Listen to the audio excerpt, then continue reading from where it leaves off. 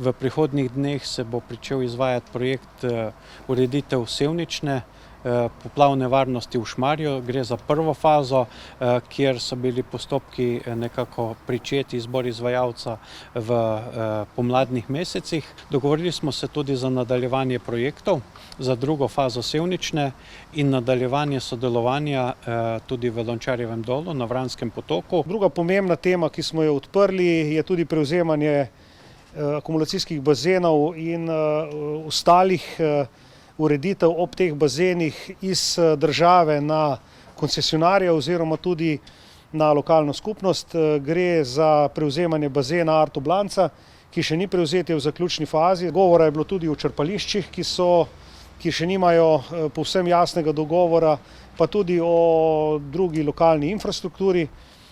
Tu je namreč ambicija oziroma interes države oziroma Direkcije za vode, da ohrani v lastništvu vse tiste poti, ki so potrebne za vzdrževanje vodne infrastrukture in za dostope do vodne infrastrukture. In v okviru nadaljnega razvoja te infrastrukture je seveda tudi nam v velikem interesu, da so te poti večnamenske, tudi za kolesarstvo, rekreacijo, šport.